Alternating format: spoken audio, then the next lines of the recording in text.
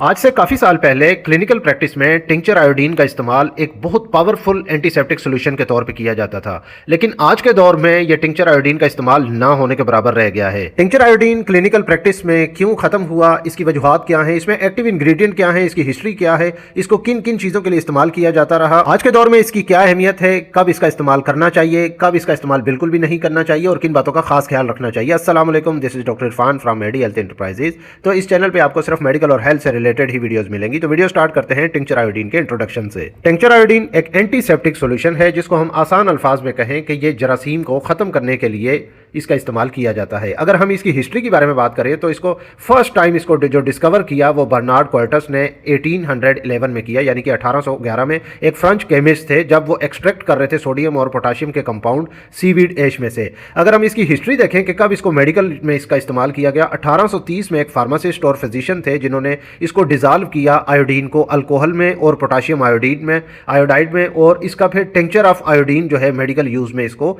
इस्तेमाल किया। और जब उन्होंने क्लिनिकल प्रैक्टिस में पेशेंट्स पे इसको यूज किया तो वो बहुत ज्यादा हैरान हुए क्योंकि बहुत ज्यादा ये इफेक्टिव रहा, फायदेमंद रहा और ये स्ट्रांग एंटीसेप्टिक सॉल्यूशन और डिसइंफेक्टेंट के तौर पे इसको यूज किया गया। और 1830 से 1840 की हिस्ट्री में फिर इसको ऑफिशियली लिस्टेड कर दिया गया फार्माकोपिया में, जो कि यूरोप की फार्माकोपिया थी, और टॉपिकल एंटीसेप्टिक और डिसइंफेक्टेंट के तौर पे इसको ऐड किया गया। अच्छा, इसी टिंचर आयोडीन का इस्तेमाल जो है एंटीसेप्टिक सॉल्यूशन के तौर पे और डिसइंफेक्टेंट के तौर पे फिर वर्ल्ड वार 1 में भी किया गया और वर्ल्ड वार 2 में भी किया गया। जितने भी जो सोल्जर्स थे अगर वो जख्मी होते थे, उनको चोटें लगती थी या खराशें आती थी, तो टिंचर आयोडीन का इस्तेमाल किया जाता था। इसी से फिर वॉश किया जाता था वुंड को और प्रोटेक्ट किया जाता था ताकि जरासीमों का हमला ना हो जाए, और इसी से फिर पेशेंट को ड्रेसिंग कर दी जाती थी। और जिन पेशेंट की सर्जरी करनी होती थी, ऑपरेशन करना होता था, तो स्किन प्रिपरेशन करने के लिए, यानी कि स्किन को बिल्कुल जो है जरासीमों से पाक करने के लिए उस वक्त में टिंचर आयोडीन ही इस्तेमाल किया जाता था। लेकिन उसके बाद फिर ये जो है फिर रिप्लेस हो गई पायोडीन के साथ, क्योंकि टिंचर आयोडीन जब भी इस्तेमाल किया जाता था तो ये पेशेंट इसको बर्दाश्त नहीं कर पाते थे। ये बहुत ज़्यादा स्ट्रांग होता है और पेशेंट के लिए, स्किन के लिए बहुत ज़्यादा ये इरिटेट करता है, जलन महसूस कराता है, स्किन पे जो है बहुत ज़्यादा इरिटेशन करवाता है। इसी वजह से फिर पायोडीन सॉल्यूशन का जब इसको प्रिपेयर किया गया तो इसका फार्मूला जो है पेशेंट के लिए बहुत सेफ रहा है आज दिन तक। तो इसी वजह से फिर टिंचर आयोडीन को रिप्लेस किया गया। अच्छा, टिंचर आयोडीन का इस्तेमाल जो है इमरजेंसी वाटर डिसइंफेक्शन में भी किया जाता रहा है, क्योंकि जिन इलाकों में सोल्जर्स जाते थे, अगर उन इलाकों में पानी नहीं मिलता था, गंदला पानी मिलता था, साफ पानी नहीं मिलता था, तो उस गंदे पानी को साफ करने के लिए, पीने के इस्तेमाल के काबिल बनाने के लिए फिर टिंचर आयोडीन के कुछ ड्रॉप्स जो हैं फिर वो डाल दिए जाते थे और 30 मिनट्स के लिए फिर इसको रख दिया जाता था। उसके बाद जो है वो जरासीमों से पानी साफ भी हो जाता था और जो गंदला पानी होता था वो भी प्योर हो जाता था। फिर इसको काबिल इस्तेमाल जो है पीने के लिए इस्तेमाल में लाया जाता था। फिर एक वक्त आया कि आयोडीन की फिर टैबलेट्स बन गई जो कि पानी को जो है साफ करती थी। आज के दौर में अगर आप नाम सुनते होंगे क्लोरीन टैबलेट की, जिसको फिर पूरी दुनिया में WHO ने और यूनिसेफ ने इसी फार्मूलेशन की बेस पे फिर इन टैबलेट्स का इस्तेमाल करवाया जाता है। और आज दिन तक भी टिंचर आयोडीन को एज ए बैकअप रखा जाता है उन इलाकों में जहां पे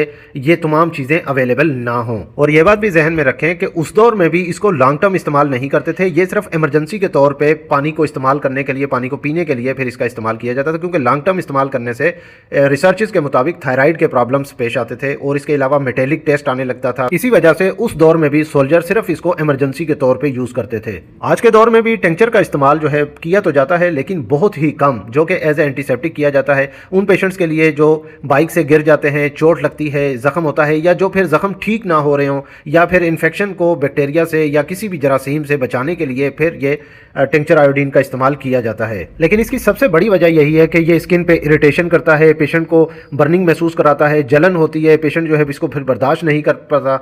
इसके अलावा फिर इसमें जो केमिकल्स हैं वो जलाते हैं स्किन को, फिर एलर्जिक रिएक्शंस भी कुछ पेशेंट्स में देखे जाते हैं। अच्छा, फिर जहाँ पे टिंचर आयोडीन का इस्तेमाल किया जाता है वहाँ पे फिर दाग छोड़ जाता है, स्किन पे भी और कपड़ों पे भी लग जाए तो फिर इसका दाग नहीं जाता। इसके अलावा फिर टॉक्सिसिटी के भी थोड़े से प्रॉब्लम आते हैं कि अगर थोड़ी सी हायर अमाउंट में इसका इस्तेमाल किया जाए तो ये फिर ब्लड स्ट्रीम में, यानी कि खून में शामिल होकर थायराइड की प्रॉब्लम करता है। इसी वजह से फिर पायोडीन का जो फार्मूला है वो इंट्रोड्यूस करवाया गया और पायोडीन जो है स्लोली जो है आयोडीन को रिलीज करती है। और पायोडीन भी आयोडीन की बेस पे ही बनी हुई है, यानी फार्मूलेशन इसकी सेम ही है, लेकिन उसकी फार्मूलेशन थोड़ी सी चेंज है, बस बाकी इसकी फार्मूलेशन जो है वो आयोडीन से ही है। और वो लेस इरिटेट है, स्टेबल जो है पेशेंट इससे हो जाते हैं, पेशेंट को इरिटेट भी नहीं करती, फिर जलन भी नहीं करती। इसी वजह से फिर पेशेंट को जो है टिंचर आयोडीन को छोड़ के पायोडीन का इस्तेमाल करते हैं। अब टिंचर आयोडीन का इस्तेमाल कब नहीं करना चाहिए? अगर तो ज़ख़म बहुत बड़ा है, डीप है, यानी कि गहरा ज़ख़म है, इसका इस्तेमाल फिर तो बिल्कुल भी नहीं करना चाहिए। इसके अलावा फिर जिन पेशेंट्स को आयोडीन की एलर्जी है या सेंसिटिव हैं उसमें भी इसका इस्तेमाल नहीं कर सकते। फिर न्यूबॉर्न बेबीज़ जो हैं, नए नए बच्चे पैदा हुए हैं, उनमें भी इसका इस्तेमाल नहीं कर सकते और लॉन्ग टर्म जो है इसको रिपीट में नहीं कर सकते।